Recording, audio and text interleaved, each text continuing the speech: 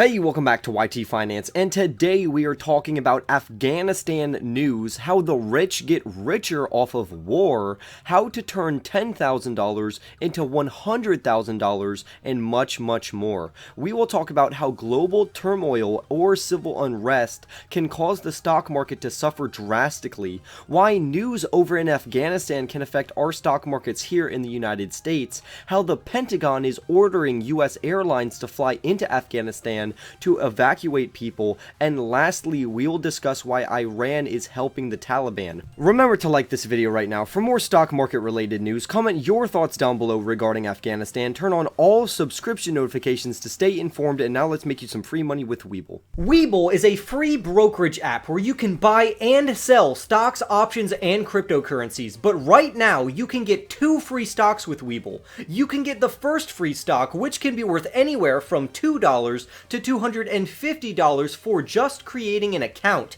and you can get a second free stock which can be worth up to $1,600 if you invest $100 or more on your first deposit. You will have a 1 in 100 chance of getting stocks like Facebook, Starbucks, or Snapchat, and you have a 1 in 50 chance of getting stocks like Google or Procter & Gamble. To get this offer, just press on the link in my description box down below, but do it quickly because this offer will not last forever.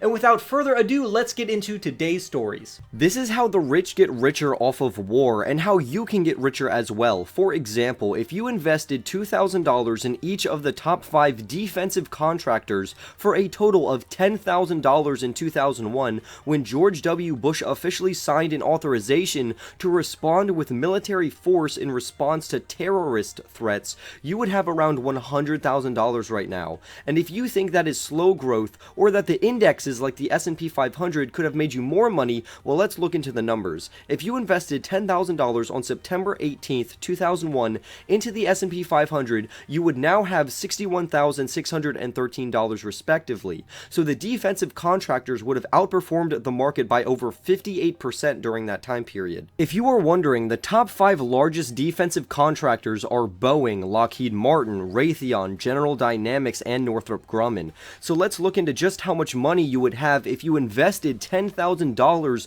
into just one of these companies during a time of war and uncertainty in the stock market. Altogether, the defensive contractors delivered over 872% worth of growth, while the S&P 500 only delivered 526%. However, Boeing on its own during that time had a 974% increase, which today would be worth over $107,000. Raytheon, on the other hand, would have turned that $10,000 investment into only $43,000, while Lockheed Martin experienced massive growth of over 1,230%, where your initial investment would have turned into over $133,000. Now, if you would have invested your money into General Dynamics, which had decent growth of 625%, you would now have $72,000, and lastly, if you invested into Northrop Grumman stock, which grew 1,196% in that time frame, you would have over $129,000. Now, these calculations were made under the assumptions that all dividends were reinvested and that no tax, fees, or inflation adjustments were accounted for. However, it goes to show that in times of war or uncertainty like we see today, investing into defensive contractors are clearly better than investing into the market for the medium term, because all the contractors except for Raytheon outperformed the market benchmark. If you look around today, we are clearly in uncharted territories of uncertainty, with COVID-19 infections skyrocketing, paired with the high tensions over in Afghanistan. The International Monetary Fund, also known as the IMF, conducted a study of how global uncertainty, war, and civil unrest can negatively impact the stock markets and economic output.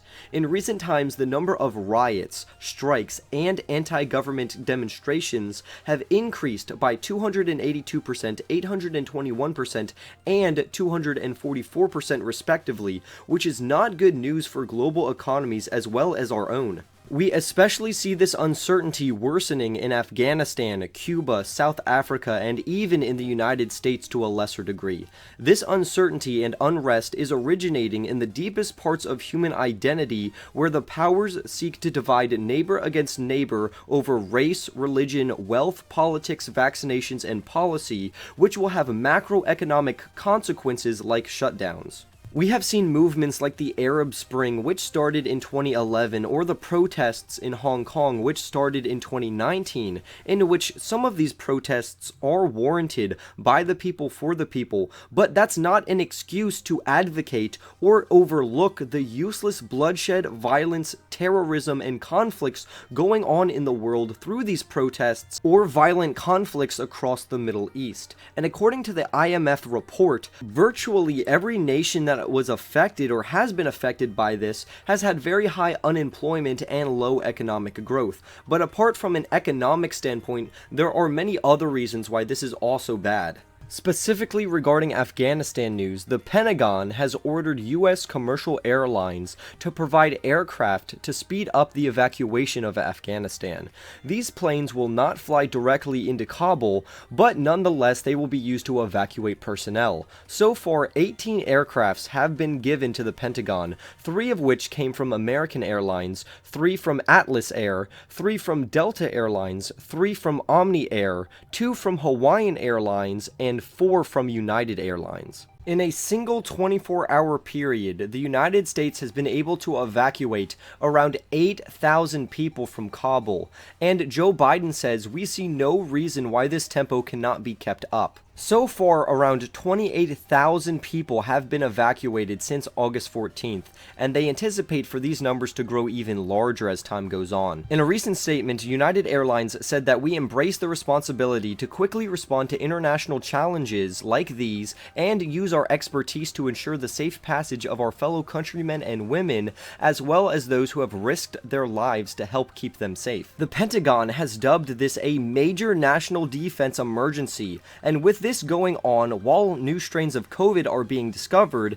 this makes defensive and defense contractor stocks look very appealing, especially Boeing, ticker symbol BA, which is already trading at a discount. So far, the Pentagon has not commented if they will need more than 18 planes in total from these commercial airlines, but the majority of airlines had no problem giving up their planes to help the evacuation of Afghanistan. Southwest even said that if needed, the Pentagon can use their spare planes because they don't anticipate that they will need them for commercial uses right now.